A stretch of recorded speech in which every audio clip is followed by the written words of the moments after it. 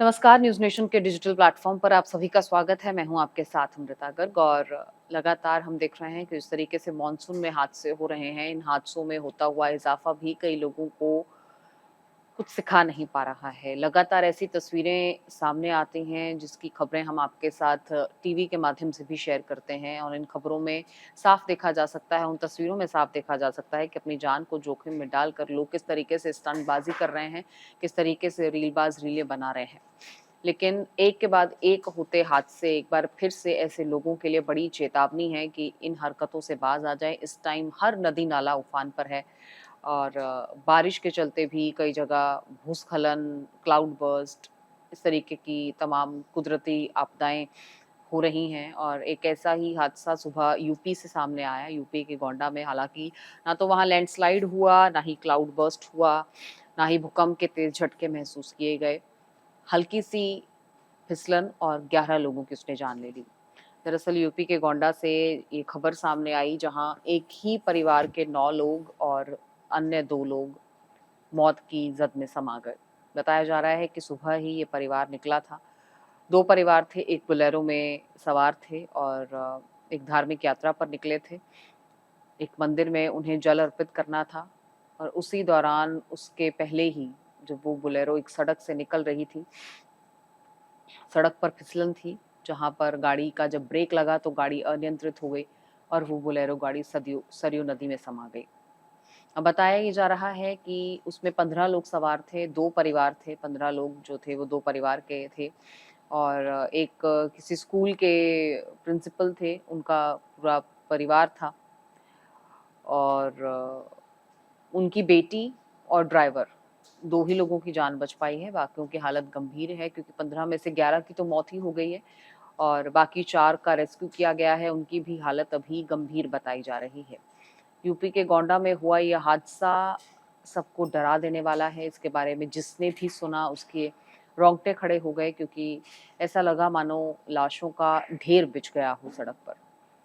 क्योंकि वो Bolero car थी और लोग पीछे बैठे हुए थे ज़्यादातर और पानी के दबाव के चलते गाड़ी खुल नहीं पाई, जिसकी वजह से गाड़ी में ही वो लोग फँसे रहे और गाड़ी में दबे होने के चलते डूबने से उनकी मौत हो गई। इस दौरान ड्राइवर बच सका और जो प्रधान थे स्कूल के, जो हेड थे, उनकी बेटी की जान बची है और उस बच्ची के ज़रिए ही इस हादसे के बारे में थोड़ी बहुत तफ़सीलात पता भी चली। हालाँकि बच्ची ने भी डरते-सहमते हुए ही बताया क्योंकि वो भी सदमे में थी इस हादसे के बाद।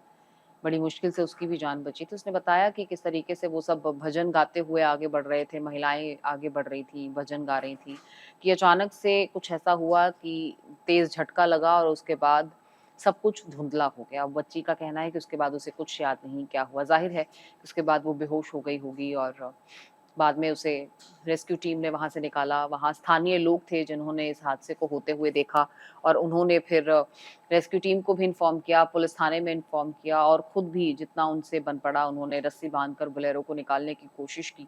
लेकिन इस जद्दोजहद में 11 लोगों की जान चली गई। इसमें 6 महिलाएँ हैं, 3 बच्चे हैं और 2 पुरुष बताए जा रहे हैं जो 2 परिवारों के लोग थे उसमें से अलग-अलग।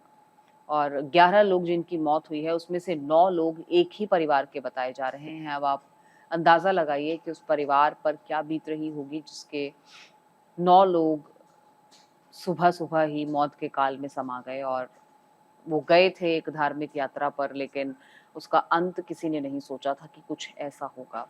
और ये घटना इतनी गंभीर थी कि प्रधानमंत्री से लेकर मुख्यमंत्री तक ने इस पर शोक ज़ाहिर किया है।